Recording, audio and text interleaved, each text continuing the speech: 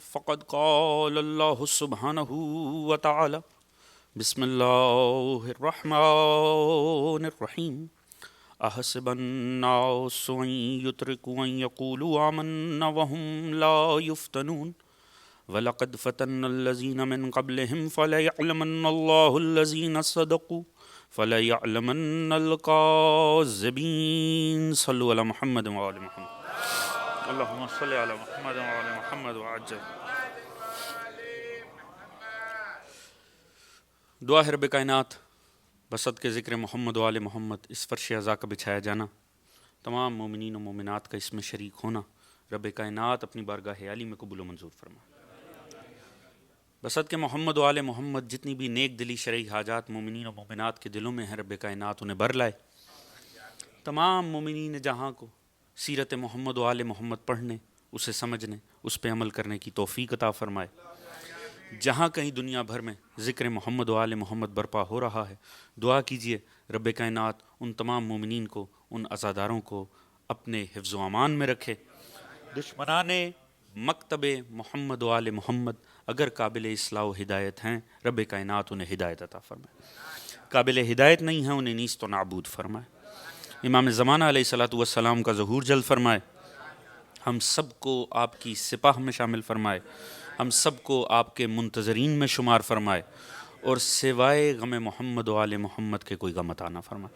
ایک بلند تر صلوات پڑھیے گا محمد و آل محمد، اللہم صلی علی محمد و آل محمد۔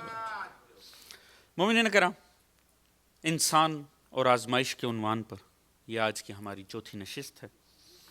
اس مجلس اعزا میں ہم اپنی گفتگو کو آگے بڑھائیں گے۔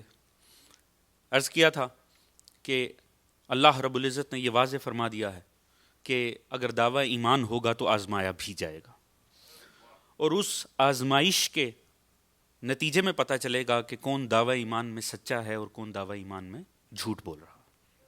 لہٰذا ایسے آزمایا جائے گا جیسے پچھلوں کو آزمایا تھا، اور پچھلوں میں بنی اسرائیل سے زیادہ کوئی ایسی قوم نہیں گزری کہ جس کے معاملات ہمارے معاملات سے قریب تر رہے ہوں۔ لہٰذا ہم ان کے نبی کو اور ان کے مزاج کو پڑھتے چلے جائیں اور خود کو اور اپنے حالات کو پہچانتے چلے جائیں۔ کل کی شب میں گفتگو کا اختتام وہاں ہوا تھا کہ اللہ رب العزت نے اگر ایک معصوم کو اس کی ماں سے بھی جدا کیا تو اسے بھی پلٹا دیا، اور جب پلٹایا تو ساتھ میں یہ بھی فرما دیا کہ ہمارا وعدہ حق ہوا کرتا ہے، مگر اکثریت ہی ہے کہ جو نہیں پہچانتی۔ لہٰذا ایک بات تو واضح ہے، خدا جب بھی قوم سے معصوم لے گا تو پلٹائے گا ضرور، مگر دل میں جذبات وہ ہونے چاہیے جو مادر موسیٰ کے تھے، اور مادر موسیٰ کے جذبات یہ تھے کہ اس دل میں سوائے اس معصوم کے کچھ رہا ہی نہ تھا۔ لہٰذا اگر من حیث القوم ہم سے ہمارا امام خدا نے لیا ہے تو بس دلوں کی کیفیات کو وہاں لے جائیے جہاں سوائے اس معصوم کے دل میں رہ ہی کچھ نہ جائے، خدا لازمی پلٹا دے گا۔ کیوں؟ کیونکہ اس نے ہم سے بھی وعدہ کر رکھا ہے، وعد اللہ الذین آمنوا منکم وعملوا الصالحات لَيَسْتَخْلِفَنَّهُمْ فِي الْأَرْضِ كَمَا اسْتَخْلَفَ الَّذِينَ مِنْ قَبْلِهِمْ وَلَا يُمَكِّنَنَّ لَهُمْ دِينَهُمُ الَّذِي ارْتَضَىٰ لَهُمْ وَلَا يُبَدِّلَنَّهُمْ مِنْ بَعْدِ خَوْفِهِمْ أَمْنًا يَعْبُدُونَنِي لَا يُشْرِكُونَ بِي شَيْئًا وَمَنْ كَفَرَ بَعْدَ ذَلِكَ فَأُولَٰئِكَ هُمُ الْفَاسِقُونَ۔ اللہ رب العزت نے واضح وعدہ فرمایا ہے کہ یاد رکھو میرا یہ وعدہ ہے، کن سے؟ اہل ایمان سے اور اعمال ہے صالح کرنے والوں سے۔ ہم انہیں ضرور خلیفہ دیں گے، ضرور خلیفہ بنائیں گے جیسے پہلے ہم نے بنایا تھا، اور اسے اس دین میں طاقت دیں گے جس دین سے ہم راضی ہو گئے، اور اس کے آنے پر ہوگا کیا؟ یعبدوننی لا یشرکون بی شیئا، تمام شرک مٹ جائے گا، صرف اور صرف اس کی عبادت ہوگی، تمام ظلم ختم ہو جائے گا، صرف اور صرف امن ہوگا۔ آج ظلم پھیلا نہیں ہوا، آج شرک پھیلا نہیں ہوا، تو اس کا مطلب ہے ماحول تو بنا ہوا ہے، اس کا مطلب ہے خدا کے وعدے کی پاسداری کا وقت نزدیک ہے۔ توجہ ہے جان محترم، اس کا ہم سے وعدہ ہے، مگر کیا ہے کہ امید میں تو بہت سی دنیا بیٹھی ہوئی ہے، مگر آج کل کے چونکہ مجھے ساتھ ساتھ وقت کے حالات کو بھی لے کے چلنا ہے، یہ جو آیت میں نے آپ کے سامنے پیش کی، مادر موسیٰ سے بھی وعدہ تھا، ہم سے بھی وعدہ ہے، وہ ایک ماں سے وعدہ تھا، یہ پوری قوم سے وعدہ ہے. اور ومن اوفی بعہدہ من اللہ، اللہ سے بڑھ کر کوئی اپنے وعدوں کی پاسداری نہیں کرتا. اللہ سب سے زیادہ اپنے وعدے کی پاسداری کرنے والا ہے. اس نے ماں سے وعدہ کیا، معصوم پلٹا دیا. ہم سے وعدہ کیا، کیسے ممکن ہے معصوم پلٹے نا؟ مگر یہ قرآن صرف ہمارے پاس تو نہیں ہے، یہ آیات صرف ہماری ہی دسترس میں تو نہیں ہے. بڑی ایک پرلطف بات آپ کے سامنے عرض کروں. ابھی عالم اسلام میں کچھ عرصہ پہلے، چند سال پہلے ایک خلیفہ ہوئے ہیں نا جی، آپ نے حالات اور خبروں پہ آپ کی نظر ہوئی. انہوں نے اپنی تمام خلافت کی زندگی میں صرف ایک تقریر فرمائی ہے. ایک جمعے کا خطبہ تھا جو ان کا اس وقت یوٹیوب پہ موجود ہے، منظر عام پر آیا، اور اس کے بعد وہ صاحب غائب ہو گئے، پھر نظر نہ آئے. اس جمعے کے خطبے میں انہوں نے یہ آیت اپنے حق میں پڑھی کہ دیکھو قرآن تو واضح فرما رہا تھا کہ ایسا ہوگا ہی ہوگا. قرآن نے تو فرما دیا تھا کہ ضرور خلافت قائم ہوگی جیسے پہلے قائم ہوئی تھی. لیجئے تو قائم ہو گئی. خدا نے اپنے وعدے کی پاسداری کر دی، معاملہ ختم ہو گیا. اب نہ ماننے کا کیا جواز ہے؟ توجہ فرما رہے ہیں عزیزان محترم؟ یہ آپ کے سامنے ہے نا، آپ جا کے وہ تقریر دوبارہ سن لیجئے گا، ثواب ہو یا نہ ہو، مگر کچھ معاملات بڑے واضح سمجھ میں آئیں گے. اس نے وہ آیت اپنے حق میں پڑھی، مگر کاش صرف ظاہری معنی پر توجہ کر لیتے. خدا فرما رہا ہے میرا وعدہ ہے میں ضرور خلیفہ بناؤں گا جیسے میں نے پہلے بنائے تھے. توجہ ہے عزیزان محترم؟ اس کا مطلب پہلے بھی کچھ تھے جو اہل زمین نے نہیں بنائے تھے، خدا کی ذات نے بنائے تھے. اب خدا نے فرمایا میں دوبارہ بناؤں گا. اب مسئلہ یہ ہے کہ اگر دوبارہ وہ معصوم جو خدا نے پلٹانا ہے، اب دو قسم کی باتیں. اب مسئلہ یہ ہے کل عالم اسلام ہم تو منتظر ہیں، ہم تو کہلاتے انتظار کرنے والی قوم ہیں. مسئلہ یہ ہے عالم اسلام کو بھی انتظار ہے، جبکہ اب انتظار کی گھڑیاں ان کی تو ختم ہو جانی چاہیے، کیونکہ جو بن گئے ہیں کم از کم اگر اسلامی لٹریچر کو پڑھیں نا تو ان صاحب سے زیادہ کوئی مستند خلیفہ عالم اسلام میں گزرا ہی نہیں. توجہ ہے جانے محترم؟ حقیقت ہے اگر ہم اسلامی لٹریچر کو پڑھیں، یہ ہمیں یہی بتایا گیا نا کہ خود بنانے سے بن جاتا ہے، تو جب خود بنانے سے بن جاتا ہے تو بن گیا. توجہ ہے جانے محترم؟ آج تک انٹرنیشنل رپورٹس آ رہی ہیں اتنے ہزار فالوور ہیں، اتنے ہزار فالوور ہیں، 30,000 ہیں، 60,000 ہیں، کئیوں نے کہا لاکھوں میں ہیں. تعجب کی بات ہے تاریخ تو بتاتی ہے 60-70 بھی مل کے بنائیں تو بن جاتے ہیں، 70,000 بنائیں گے تو کیوں نہیں بنے گا؟ اگر وہی معیار ہیں، لہٰذا ہم سچے تھے نا، ہم پہلے بھی سچے تھے. ہم نے یہی کہا تھا دیکھو لوگوں پر نہ جاؤ، معیار ہونا چاہیے. ہم نے تو 1400 سال سے اس عالم اسلام سے یہی ریکویسٹ کی ہے کہ دیکھیے یہ چھوڑ دیجئے بنانے سے بن جاتا ہے، کوئی معیار ہونا چاہیے، معیار کے پیمانے ہونے چاہیے. بلکہ سب سے خوبصورت اس پہ جو بیان سامنے آیا وہ عالم اسلام کے سب سے بڑے ادارے جامع ازہر کا تھا. انہوں نے جو سٹیٹمنٹ دی وہاں کے مدرسین نے، وہ انتہائی خوبصورت، بیلنس اور بہترین تھی. انہوں نے جب انکار کیا نا اس کی خلافت کا، تو جو انہوں نے بیان دیا وہ صرف خبر کے طور پہ آپ کے سامنے پیش کروں تو لطف آ جائے. وہ فرمانے لگے یہ خلیفہ ہو ہی نہیں سکتا. کیوں؟ انہوں نے فرمایا جو لوگوں کے جان و مال لوٹے، ظلم کرے، وہ خلیفہ نہیں ہوتا.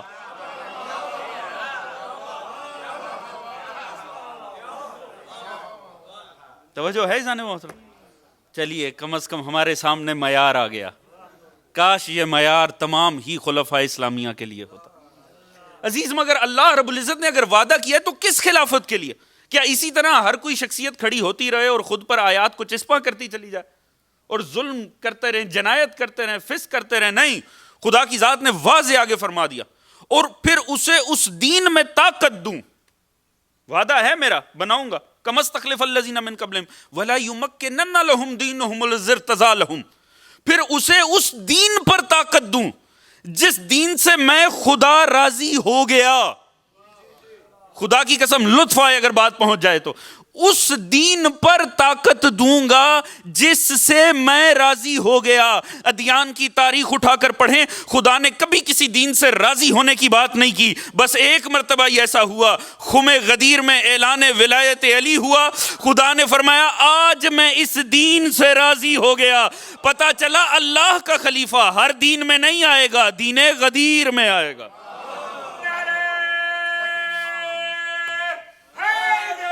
یار یار یار اللہم صلی علی محمد وآل محمد وعجل. توجہ فرما رہے ہیں عزیزان محترم. لہٰذا ایک ماں سے وعدہ کیا تو اللہ نے معصوم کو اس کی گود میں پلٹا دیا. تو کجا یہ کہ ایک پوری قوم سے خدا نے وعدہ کر رکھا ہے کہ تم کردار تو اپناؤ, میں تمہیں واپس پلٹاؤں گا. ہاں کردار بہرحال شرط رہے گی. جہاں سے ہماری گفتگو کا آغاز ہوا تھا, اہل بیت سراسر کردار ہیں. وعد اللہ الذین آمنوا منکم وعملوا الصالحات. صرف اہل ایمان میں نہیں پلٹاؤں گا, صاحبان کردار میں پلٹایا جائے گا. عزیز اب ہوتا کیا ہے کہ خدا نے کوئی تو وسیلہ بنانا تھا نا تحفظ موسیٰ کا. اب یہاں حوالے تو کر دیا پانی کے ماں نے, وہاں خدا نے آلریڈی اس کا بندوبست کر رکھا ہے تحفظ کا. اب دو طرح کا تحفظ ہے, ایک وہ جو قرآن نے ہمیں بتایا کہ کس طرح سے تحفظ کیا گیا, اور روایات نے بھی ہمیں بتایا کہ کس طرح سے. روایت یہ کہتی ہے کہ فرعون ہی کی ایک بیٹی تھی جو کہ اپاہج تھی.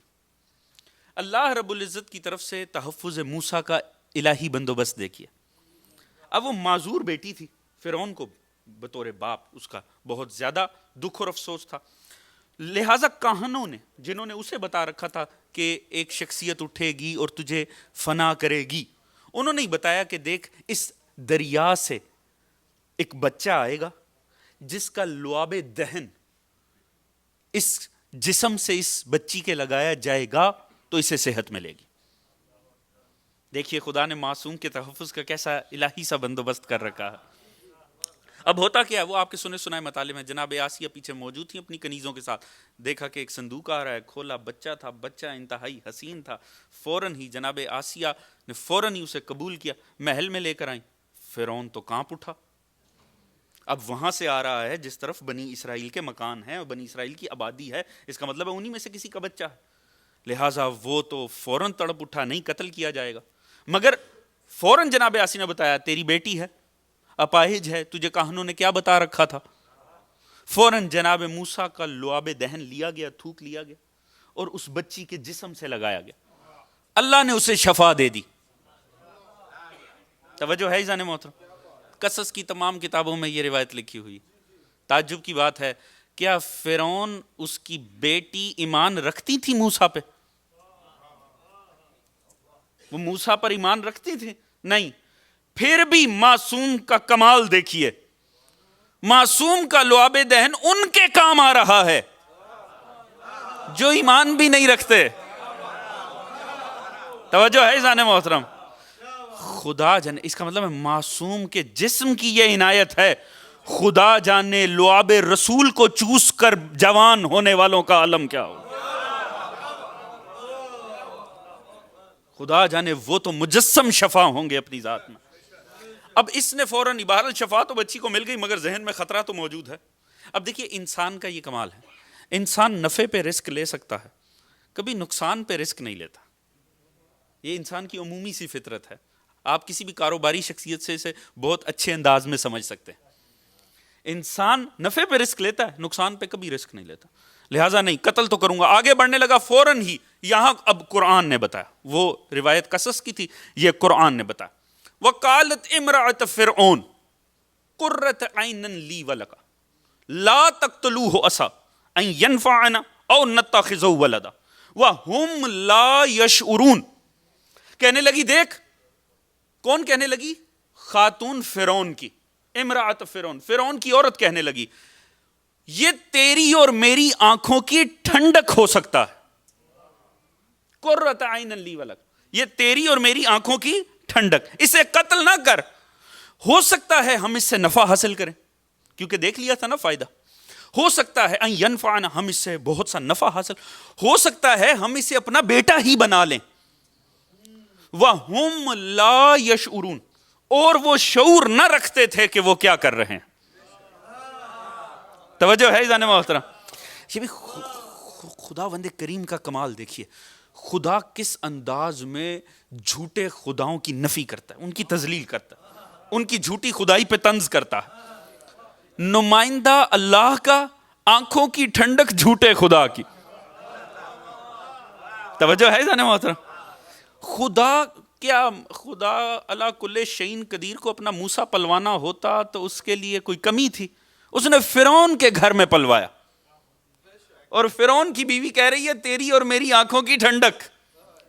دیکھیے کیسا خدا نے طنز کیا جھوٹے خداؤں پر کہ تمہاری اوقات ہی کیا ہے، تمہارے درمیان ہی میرے نمائندے۔ توجہ ہے عزیزان محترم؟ تمہارے درمیان ہی نمائندے میرے۔ اور خدا ہمیشہ جھوٹے خداؤں پر یہی نفی کرتا ہے۔ یہی وجہ ہے دنیا نے ایک مکان میں کئی جھوٹے خدا اکٹھے کر دیے تھے۔ خدا نے اپنا سب سے بڑا موحد علی ابن ابی طالب ان کے درمیان نازل کیا، شرمندہ کیا، تم کیسے خدا ہو، میرا نمائندہ تمہارے درمیان آ رہا۔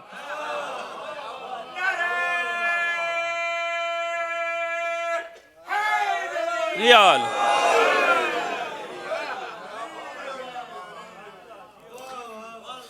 اتنے شرمسار ہوئے کہ منہ کے بل گر کے ٹوٹ گئے۔ تو خدا ہمیشہ جھوٹے خداؤں کی، جھوٹی خدائی کی ایسے ہی نفی کرتا ہے۔ لہٰذا اب ہوتا کیا؟ اس نے کہا دیکھ، ہو سکتا ہے ہم یہ بڑا فائدہ دے جائے، کیونکہ ایک فائدہ تو دیکھ لیا کہ اس کی فرعون کی بچی کو صحت مل گئی، ہو سکتا ہے ہم اسے اپنا بچہ ہی بنا لیں، اپنا بیٹا بنا لیں۔ اب عزیز کمال یہ دیکھیے، مگر آخر میں جو خدا نے یہ لاحقہ لگایا نا آیت کے ساتھ، یہ آخری الفاظ، پہلے بھی آخری الفاظ سے ہماری رہنمائی ہوئی۔ ماں کی طرف بچہ پلٹا کے خدا نے کہا خدا کا وعدہ تو حق ہوتا ہے مگر اکثرهم لا يعلمون، اکثریت ہے جو علم ہی نہیں رکھتی۔ یہاں پر آخر میں کیا کہا؟ وہ یہ کر تو رہے تھے، وَهُمْ لَا يَشْعُرُونَ۔ خدا کی قسم لطف آ جائے گا مجھے مولائے کائنات کے والد کی عظمت کا ایک جملہ پڑھنا اگر آپ کی توجہ ہو تو۔ وہ یہ کر تو رہے تھے مگر انہیں شعور نہیں تھا کہ وہ کیا کر رہے ہیں۔ یہ کیا معنی ہوا؟ اس کا مطلب ہے قرآن نے ہمیں بتا دیا جس وقت آسیہ کون ہے؟ یہ واحد اولو العزم بی بی ہے، یہ واحد مقدس بیبیوں میں شمار ہونے والی بی بی ہے جو کہ فرعون کے گھر میں رہتی تھی، این نجس کے ساتھ رہتی تھی، مگر خدا نے انہیں مقدس ترین بیبیوں میں شمار کیا ہے۔ بقول معصومین کی احادیث کے وہ بیبیاں جو جنت میں رسول کی ازواج بنیں گی ان میں شامل ہیں۔ جناب موسیٰ کی وہ بہن بھی، بعض نے ان کا نام کلثوم لکھا، وہ بھی، اور جناب آسیہ بھی جنت میں یہ دونوں بیبیاں رسول کی ازواج بنیں گی۔ ہو سکتا ہے وہاں تعداد کم ہو جانی ہو، یہ دونوں بیبیاں وہاں رسول کی ازواج بنیں گی۔ عزیز کمال ہے اگر بات سمجھ میں آ جائے تو۔ کیوں اتنی عظمت ہے؟ زوجہ تو فرعون کی تھی، کیوں اتنی عظمت ہے؟ صرف ایک وجہ ہے، انہوں نے تحفظ کیا اللہ کے اولو العزم پیغمبر کا۔ لطف آ جائے اگر بات پہنچ جائے تو۔ ان کا واحد کمال یہ ہے انہوں نے اللہ کے اولو العزم پیغمبر قتل ہو جاتا، انہوں نے بچا لیا، مگر قرآن نے تو بتایا کہ جب بچایا وَهُمْ لَا يَشْعُرُونَ، انہیں تو خود بھی شعور نہیں تھا کہ وہ کسے بچا رہی ہیں، شعور نہیں تھا، مگر خدا نے اجر دے دیا کہ بچایا تو میرا اولو العزم پیغمبر ہے نا۔ توجہ ہے ذہن محترم؟ اگر بے شعوری میں بھی اللہ کا پیغمبر بچا لو، اللہ اولو العزم بنا دیتا ہے، اللہ جانے علی کے باپ کا مرتبہ کیا ہوگا جو بے شعوری میں نہیں حالت شعور میں مصطفیٰ کو بچاتا ہے۔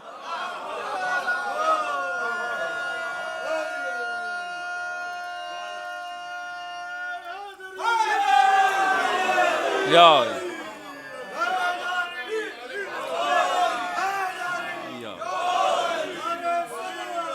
اللہم صلی علی محمد آل محمد۔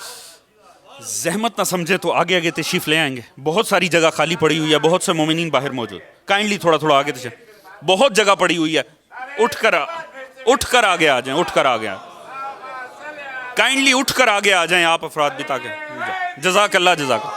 یہ ساری جگہ خالی پڑی ہوئی ہے, کائنڈلی زحمت کیجیے گا. علی یہ ساری جگہ خالی پڑی ہوئی ہے, آگے تشریف لے آئی کائنڈلی, یہ ساری جگہ خالی ہے. جزاک اللہ جزاک اللہ. اللہ محمد وعلم جزاک اللہ. یا جزاک اللہ. بلند تر صلوات پڑے گا محمد. اللہ صلی علی محمد وعلم عجل. توجہ ہے جانے محترم. لہٰذا کیا ہے کہ خدا تعالیٰ نے تحفظ کرنا تھا, تحفظ ہوا. پر میں نے پہلے عرض کیا کہ انسان فائدے پر تو رسک لیتا ہے, نقصان پہ کبھی رسک نہیں لیتا. لہٰذا ذہن میں تو اس کے باہر پھر بھی ڈاؤٹ تھا. اب وہ ڈاؤٹ تو تھا, اس ڈاؤٹ کو تقویت کیسے ملی؟ اب پھر قصص کی طرف آ جائیے. ایک اور چھوٹا سا کام ہوا جس سے اسے پھر ڈاؤٹ, ابھی یہاں تک تو جناب آسیہ نے آگے بڑھ کر بچا لیا, کہا نہیں اس کو قتل نہ کر, لا تقتلوہ عسا, اسے قتل نہ کر, فائدہ دے سکتا ہے, ہمارے فائدے میں آ سکتا ہے, ہم اس سے فائدہ حاصل کر سکتے ہیں, اپنا بیٹا بنا سکتے ہیں, قتل نہ کر. بچا لیا. اب ہوا کیا, روایت کہتی ہیں کہ یہ فرعون نے گود میں لیا.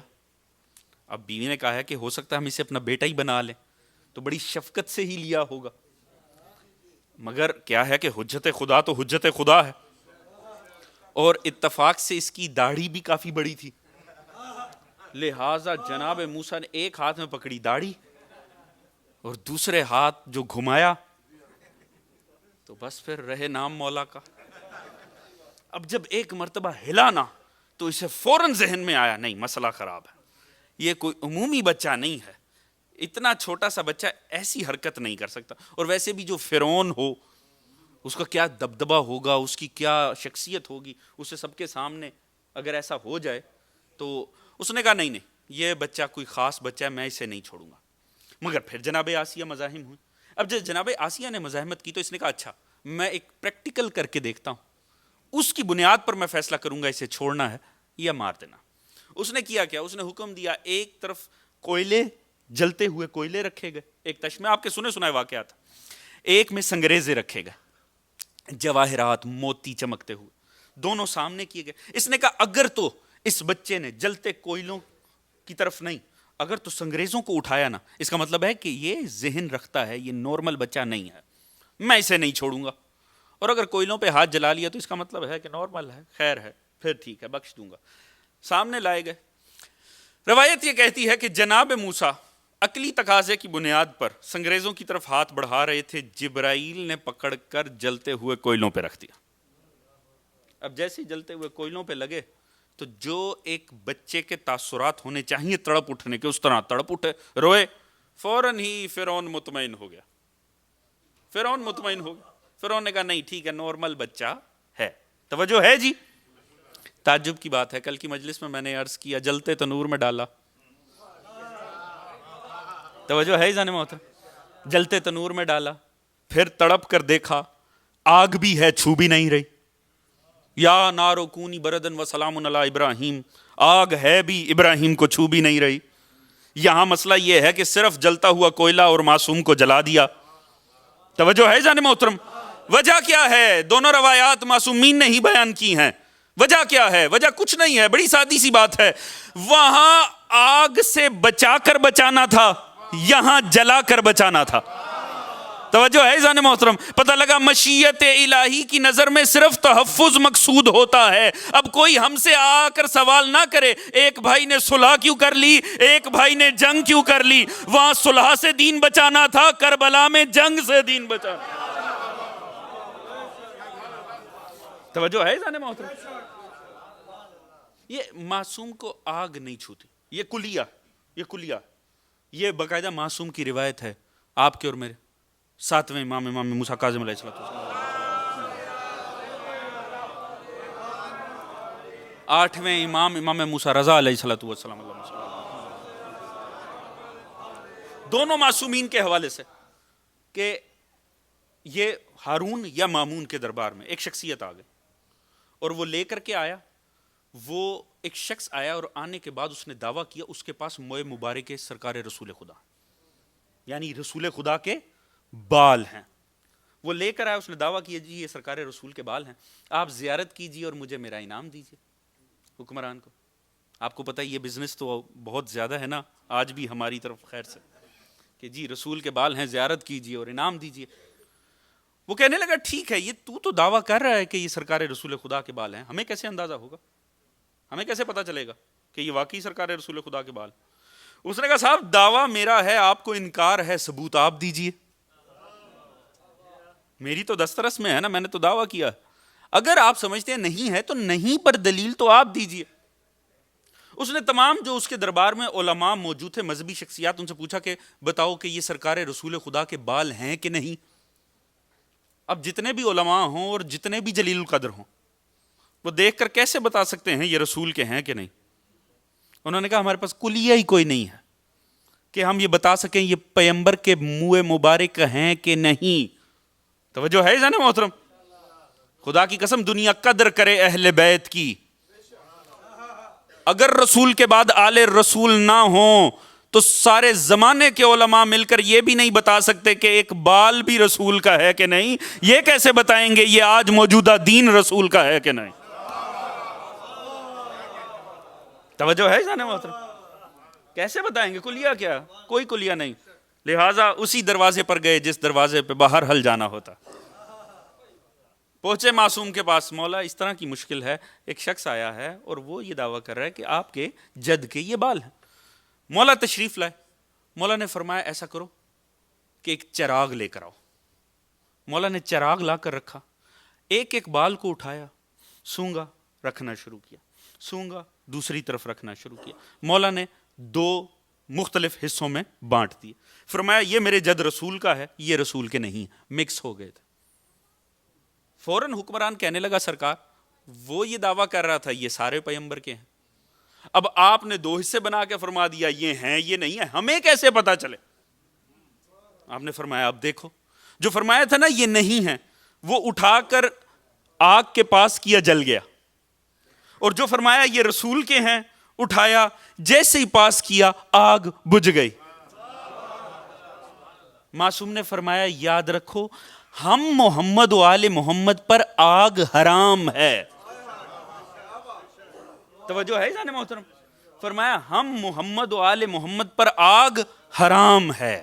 لوگوں کو اس وقت پتا چلا جب آگ سے مظاہرہ کر کے دکھایا گیا, اور معصوم سونگ سونگ کر بتا رہا ہے کون سا ہے کون سا نہیں ہے.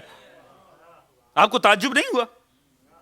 پورے زمانے میں رسول کو, یاد رکھیے رسول کی شخصیت ایسی تھی, اگر رسول سامنے سے تشریف لا رہے ہوتے تھے جتنے بھی افراد کے ساتھ, فوراً پتہ چل جاتا تھا ان میں اللہ کا رسول کون ہے.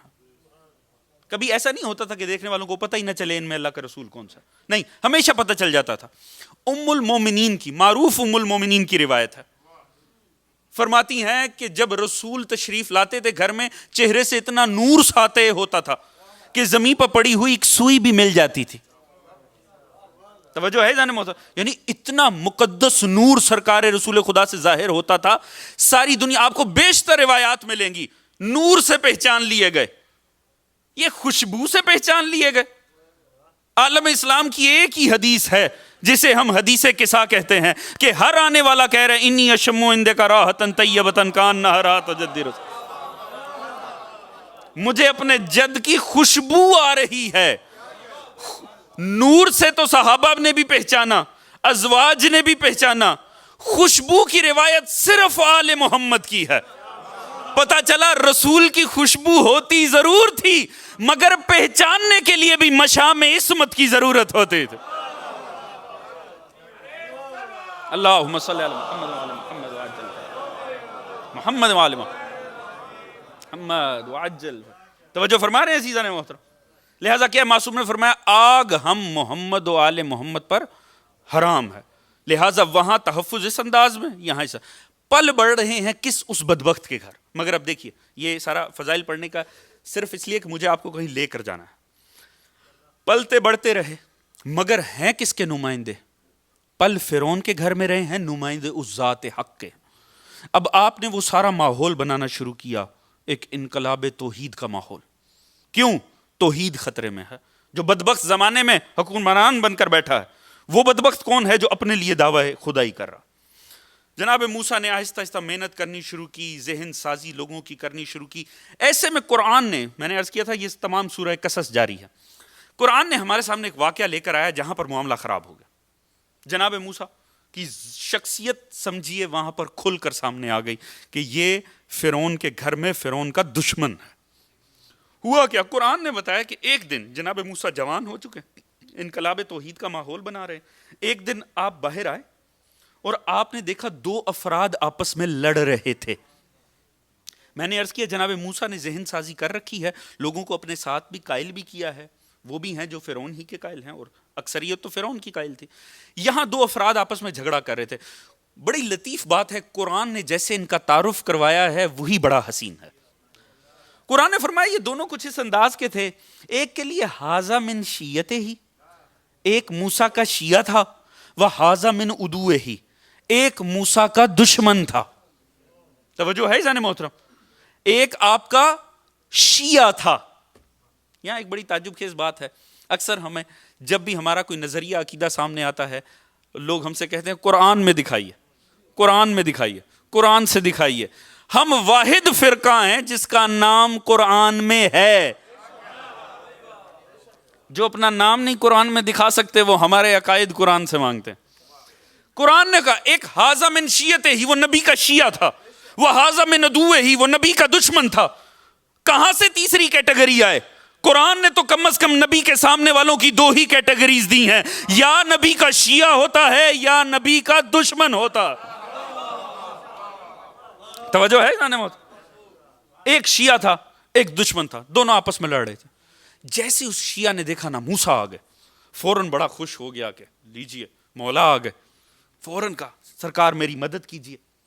جب مدد کے لیے بلایا اور فوراً فاستغاثہ الذی من شیعتہ علی الذی من عدوہ, استغاثہ کیا شیعہ نے موسیٰ سے, کس کے خلاف؟ عدو کے خلاف. شیعہ کسی نسل کا ہو, کسی رنگ کا ہو, کسی دور کا ہو, اپنے مولا سے مدد مانگنے کو جائز تصور کرتا ہے. توجہ ہے جانے محترم, یا علی. فوراً اس نے مدد مانگی, جناب موسیٰ آگے بڑھے فوراً ہی. اب ہوا کیا, جناب موسیٰ ایک دم سے آئے نا اور مدد کرنے کے لیے آئے, مقصد صرف چھڑانا ہی تھا, مقصد چھڑانا تھا. مگر ہوا کیا؟ فوقظہ موسیٰ فقضا الیہ. جناب موسیٰ آئے تو چھڑانے تھے, مگر خدا جانے کس انداز میں آئے تھے کہ ایک دم ایک مکہ لگا دشمن کو, فقضا الیہ, وہ وہیں ڈھیر ہو گیا, فوت ہو گیا. ان للہ. اب وہ فوت ہو گیا, جناب موسیٰ کا ایسا ارادہ ہی کوئی نہیں تھا. توجہ ہے جی, جناب موسیٰ کا پرسنل, اور آپ نے فوراً ہی خدا سے کہا یا اللہ یہ میں اس طرح کا میرا مقصد ہی نہیں تھا, یہ کیا ہو گیا, یہ تو عمل شیطان ہو گیا, شیطان چاہتا ہے کہ لوگ مریں, لوگ قتل ہوں, میرا تو ایسا ارادہ ہی کوئی نہیں تھا. بچانے آئے تھے مگر وہ مارا گیا. اب یہ بھی بڑی لطیف بات ہے, شیعہ تھا موسیٰ کا, مدد مانگی موسیٰ سے, موسیٰ کی نیت کچھ اور تھی, پھر بھی سامنے والا مر گیا. یہ شیعوں کے دشمن احتیاط کریں, ہم ید موسیٰ رکھنے والے نہیں ہیں, ہم ید اللہ کے شیعہ ہیں. عزیز اب ہوتا کیا ہے, جب وہ مر گیا نا, اب جناب موسیٰ, اب مسئلہ یہ ہے تھا کس کا؟ فرعون کی قوم کا. آپ کا شیعہ کون تھا؟ بنی اسرائیل کی قوم کا. اب وہ فوراً وہاں سے نکلے دونوں, مولا بھی چلے گئے, مطیع بھی چلا گیا. اگلے دن جناب موسیٰ حالات خراب ہو گئے. کیوں؟ کیونکہ فرعون کی قوم کا کوئی شخص قتل ہو گیا. ایک مرتبہ علاقے میں بات پھیل گئی, تمام ایجنسیاں متحرک ہو گئیں, حالات خطرے میں آ گئے.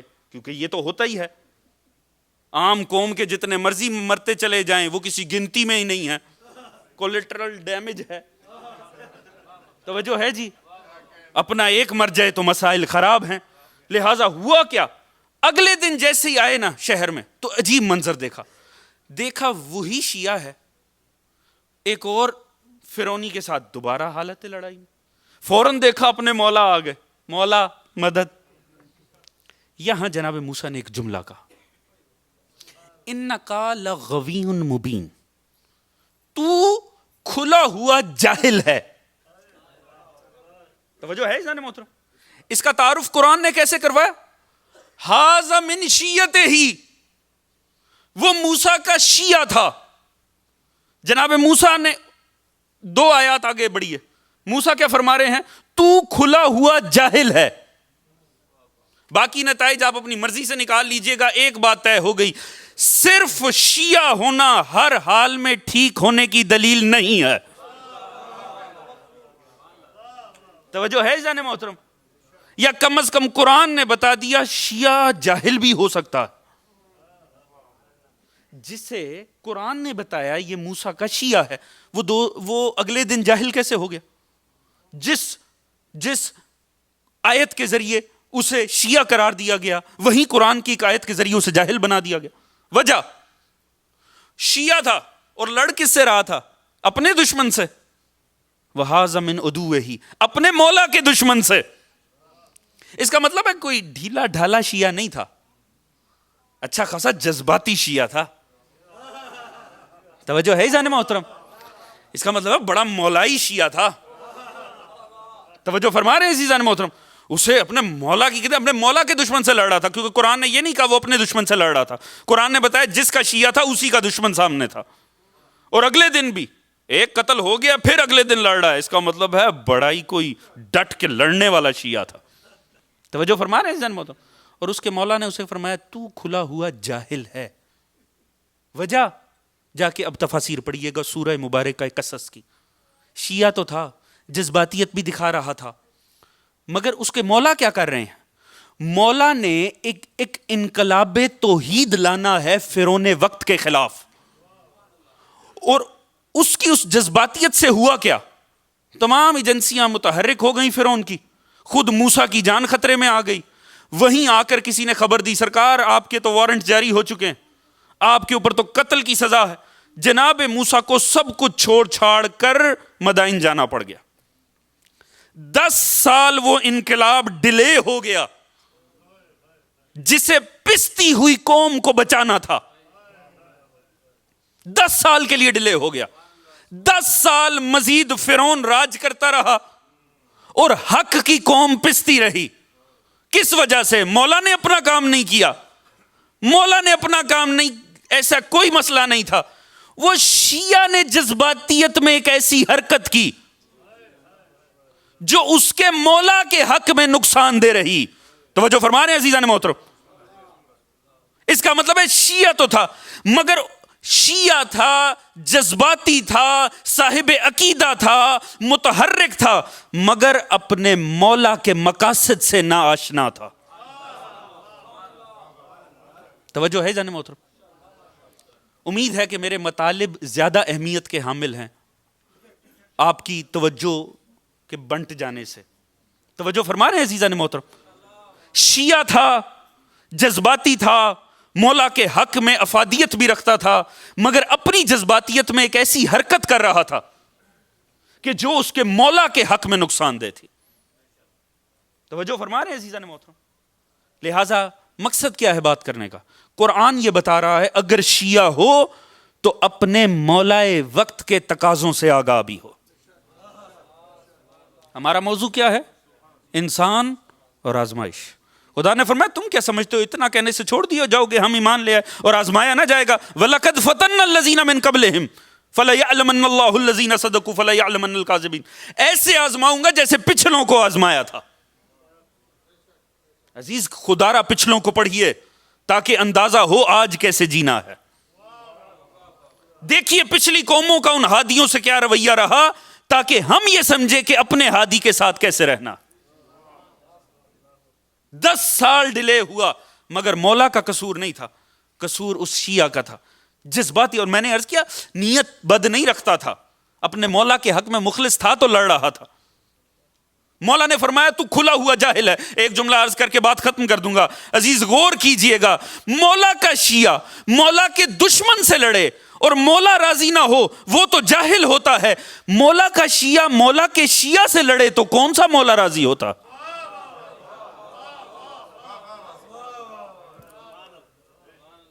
توجہ فرما رہے ہیں عزیزان محترم؟ آپ کہتے ہیں میں یہ باتیں نہیں کرتا, میں اسی طرح ہی فضائل کے رخ میں آگے بڑھ جاتا ہوں. اگر آپ یہ مطالب اگر نہ سننا چاہیں تو میں اس رخ میں بھی آگے بڑھ سکتا ہوں. عزیز سمجھنے کی کوشش کریے, آپ 2015 کے شیعہ ہیں, آپ 16ویں صدی کے شیعہ نہیں ہیں, 15ویں صدی کے شیعہ نہیں. وقت کے تقاضوں کو پہچانیے. دشمن شناختی کارڈ دیکھ دیکھ کے ہمیں قتل کر رہا ہے. اس کا مطلب کیا شناختی کارڈ کے اوپر کیا لکھا ہوتا ہے؟ شناختی کارڈ پہ لکھا ہوتا ہے یہ تقلید کرنے والا شیعہ, یہ تقلید نہیں کرنے والا شیعہ, یہ ایسے نماز پڑھنے والا شیعہ, یہ ویسے نماز پڑھنے والا شیعہ. کیا شناختی کارڈ پہ یہ لکھا ہوتا؟ آپ کی خاموشی سے لگ رہا ہے ایسے لکھا ہی ہوتا ہوگا. نہیں لکھا ہوتا, نہیں لکھا ہوتا نا, تو کیوں قتل کر دیتے ہیں؟ شناختی کارڈ پہ تو یہ بھی نہیں لکھا ہوتا شیعہ ہے کہ سنی ہے, صرف نام لکھا ہوتا ہے. وہ نام سے پہچان جاتے ہیں یہ اہل بیت کا ہے. توجہ ہے ذہن محترم؟ ذہنیت نہیں لکھی ہوتی اس شیعہ کی. ان کے لیے اتنا ہی کافی ہے کسی کے شیعہ ہونے کے لیے کہ وہ کہلاتا شیعہ ہے. توجہ ہے ذہن محترم؟ تعجب کی بات ہے, جب قتل ہونے کے لیے ہمارا معیار ایک ہے تو آپس میں جینے کے لیے معیار مختلف کیوں ہے؟ توجہ ہے ذہن محترم؟ سوچئے گا, غور کیجئے گا. خدا را یہ جن میں ہم میں جذباتیت ہے نا, یہ جو ہم جا کے سوشل میڈیا پہ اپنی ساری جذباتیت نکالتے ہیں, خدا کا واسطہ غور کیجئے گا ان چیزوں پر. یہ 2015 میں پہچانیے آپ کا مولا آپ کی طرف دیکھ رہا. عزیز, اپنے مولا کی نصرت کرنی ہے. یہ ماضی کے واقعات نہیں ہیں. کربلا کو اگر آپ نے کہانی اور ماضی کے واقعے ہی سمجھنے ہیں اور اہل بیت کے واقعات کو, پھر شیعہ رہنے کا فائدہ ہی نہیں ہے. یہ سب زندہ واقعے ہیں. مولا کو نصرت درکار ہوتی ہے, اور مولا مظلوم کربلا نے حل من ناصر و ینصرنا کہہ کر تقاضا بھی کر دیا. اب ہمارا کام ہے کون شیعہ آگے بڑھ کے مولا کے معاملات کو خراب کرتا ہے اور کون مولا کی نصرت کرتا ہے. بس عزیز, 2 محرم کو یہ ہستیاں کربلا پہنچی ہیں, اور 2 محرم کے بعد سے لے کر 10 محرم تک بار بار علی و بطول کی بیٹیوں کے کانوں میں ڈھول اور شادیانوں کی صدائیں آتی. جب بھی ڈھول بجتے تھے نا, بیویاں پوچھتی تھی کیا ہو رہا ہے, یہ کیوں ڈھول بج رہے ہیں؟ پتا چلتا تھا اتنے ہزار کا مزید رسالہ آ گیا, اتنے ہزار مزید دشمن اکٹھے ہو گئے ہیں. جب بار بار پتا چلتا تھا نا کہ قاتلوں کی تعداد بڑھتی جا رہی ہے, ایک مرتبہ جناب زینب نے مولا حسین سے فرمایا, بھیا کیا یہ جتنے ہیں یہ آپ کے مخالفوں کے ہیں, کوئی آپ کا اپنا حبیب نہیں ہے؟ اتنا سننا تھا, فوراً مولا مظلوم کربلا نے کہا, ہاں ایک میرا بھی حبیب ہے. فوراً خط لکھا حبیب ابن مظاہر کو, بھیا حبیب فقیہ آل محمد, حبیب جلد آؤ تمہارا مولا کربلا میں ہے. اور جو پیغام لے کر آیا, جیسی پتا چلا نا مولا حسین کا نامہ ہے, تڑپ اٹھے حبیب ابن مظاہر اور پوچھا کون ہے ساتھ ساتھ؟ کہا مولا کی بہنیں بھی ساتھ آئی ہیں. حبیب تڑپ اٹھا, فوراً گھر میں لے کر آیا. اب زوجہ بیٹھی ہوئی تھی, اب ایمان کو آزمائش کرنی تھی نا ایمان کی. ہر کوئی تو نہیں اہل بیت کے پاس جا سکتا, وہ جس کے ایمان کی آزمائش ہو جائے. ایک مرتبہ پوچھا بیوی نے کیا ہے؟ مولا نے بلایا ہے, مولا اس طرح سے کربلا پہنچ چکے ہیں, مولا کی بہنیں بھی ساتھ ہیں. تو حبیب پھر تیرا ارادہ کیا ہے؟ کہا ضعیف ہو چکا ہوں, اب مجھ سے تلوار تو چلے گی نہیں, وہاں مولا کو نصرت کی ضرورت ہے, کیا فائدہ جائیں بھی مدد بھی نہ کر سکے. جیسے اس نے دیکھا نا حبیب کا ارادہ متزلزل ہے, ایک مرتبہ اپنی چادر اٹھا کر حبیب ابن مظاہر کی طرف اچھال دی. کہا یہ لے کر بیٹھ جا, مجھے پتا چلا ہے بطول کی بیٹیاں بھی ساتھ آئیں, میں جاتی ہوں مدد کے لیے. سمجھ گئے کہ بیوی پوری طرح ایمان پر ہے. فوراً غلام کو گھوڑا دے کر, تلوار دے کر, کیونکہ سپاہ ہے, پہرے لگے ہوئے ہیں, ہر کوئی کوفہ سے باہر جا نہیں سکتا. خدا جانے کتنے محبان حسین ابن علی ہوں گے جو صرف اس بنیاد پر نہ جا سکے کہ اتنے سخت پہرے تھے. فوراً غلام کو کہا فلاں جگہ پر گھوڑا لے کر آ جا, میں وہاں آؤں گا اور آگے بڑھیں گے. مگر ایک کیا دردناک جملہ ہے حبیب کے مصائب. جیسے ہی وہاں پر پہنچے نا تو دیکھا کافی دیر ہو چکی تھی, دیکھا غلام گھوڑے کو مخاطب کر کے کہہ رہا, اگر تو مالک آ گیا تو پھر تو اچھی بات ہے, اگر نہ آیا نا تو میں تجھ پر سوار ہو کر حسین کی نصرت کے لیے جاؤں گا. اتنا سننا تھا, حبیب تڑپ اٹھا, رو کر کہنے لگا, ہائے آل محمد آج اتنے غریب ہو گئے ہیں کہ غلام بھی نصرت کے وعدے لے رہے ہیں. ایک مرتبہ پہنچے، گھوڑا بھگاتے ہوئے پہنچے، جیسے ہی پہنچے بہترین شاندار استقبال حبیب ابن، وقت مختصر ہے، شاندار استقبال کیا گیا حبیب ابن مظاہر کا، کیونکہ ہر کوئی تو حسین کی نصرت پہ آ نہیں رہا، یہ حسین کی نصرت کیا، ہر کسی نے آگے بڑھ کر جناب حبیب کو گلے لگایا، کھڑے ہوئے نا مولا حسین کے قدموں میں، تو ایک مرتبہ جناب فضا نے آ کر کہا حبیب آپ کو جناب زینب عالیہ نے سلام کہا۔ حبیب مٹی پر بیٹھ گئے، رونا شروع کیا، ہائے غربت محمد و آل محمد، اب آقا زادیاں غلاموں کو سلام کرتی۔ شہادت پڑھنے کا وقت نہیں ہے عزیز، جب رو کر کہنا ہے، یہ ایک منظر ہے تاریخ کربلا کا کہ حبیب اس بات پر گریہ کناں ہے کہ علی کی بیٹی سلام کر رہی ہے۔ ایک اور منظر بدلتا ہے، کوفے کا منظر ہے، اس انداز میں قافلہ آل محمد لایا گیا ہے، سروں پر چادریں نہیں ہیں، ہر چھت سے پتھر آ رہے ہیں۔ اتنے میں دیکھا بی بی نے ایک چھت ایسی ہے جس سے کوئی پتھر نہیں مار رہا۔ جب اس کے نیچے عماری آئی نا، ایک بچہ اوپر کھڑا ہوا تھا، بی بی نے پوچھا یہ کس کا گھر ہے؟ اس نے کہا یہ حبیب ابن مظاہر کا گھر۔ کہا یہ حبیب ابن مظاہر کا؟ اندر جاؤ اور جا کر حبیب کی زوجہ سے کہو آپ کے کچھ مہمان دروازے پر آئیں۔ بچہ واپس آیا تھوڑی دیر میں، اس نے ایک جملہ کہا جس نے زینب عالیہ کو تڑپا دیا۔ کہنے لگا ہماری ماں نے کہا ہے کہ مہمانوں سے کہو کہ اس گھر کے رہنے والے پردہ دار ہیں، وہ بیبیاں دروازے پر نہیں آتی، آپ بیبیاں اندر تشریف لے آئیں۔ اتنا سننا تھا، جناب زینب عالیہ نے تڑپ کر ایک مرتبہ رخ کیا کربلا کی طرف، اے حبیب، بھیا حبیب، ایک وہ لمحہ تھا، میں نے سلام کیا، آپ کو گوارا نہ ہوا، اب یہ عالم دیکھیے آپ کے گھر کی عورتیں پردے میں ہیں، آقا زادی بغیر پردے۔ عزیز تھوڑا سا قافلہ آگے بڑھا، حبیب ابن مظاہر کا بیٹا قاسم بن حبیب بن مظاہر، اس نے فوراً اپنے دوستوں کو ساتھ لیا، اس نے کہا نو کے نیزہ پر دیکھ رہے ہو میرے بابا کا سر ہے۔ اس نے ایک ایسے گھاٹ کا انتخاب کیا جہاں بالکل جگہ تنگ ہو گئی نا، وہاں سے سروں کو اور قافلے کو گزارنا تھا، اس نے اس جگہ کا انتخاب کیا۔ جیسے ہی سر ہائے شہداء وہاں سے گزارے گئے، ایک مرتبہ بیک وقت چاروں طرف سے اس نے اپنے ساتھیوں کے ساتھ حملہ کیا۔ جیسے ہی حملہ کیا نا، سپاہی گھبرا کر ادھر ادھر ہوئے، اس نے فوراً اس نیزے پر قبضہ کیا جس پر حبیب ابن مظاہر کا سر تھا۔ فوراً اس نے اس نیزے سے سر اقدس حبیب ابن مظاہر کو جدا کیا۔ کوفہ کے چوک میں کھڑے ہو کر اس نے ایک جملہ کہا جس نے سید سجاد کو قبر تک تڑپایا۔ ایک مرتبہ اہل کوفہ کو سر اقدس حبیب دکھا کر کہا، اے کوفہ والو دیکھ لو، جس کا بیٹا جوان ہونا اس کے باپ کے سر نو کے نیزہ پر نہیں ہوتے۔ اتنا کہنا تھا، بیمار امام تڑپ کر رہ گیا، مولا جن کے بیٹے جوان ہو باپ کے سر نیزے پر نہیں ہوتے، ہائے میری غربت، میرے بابا کا سر نو کے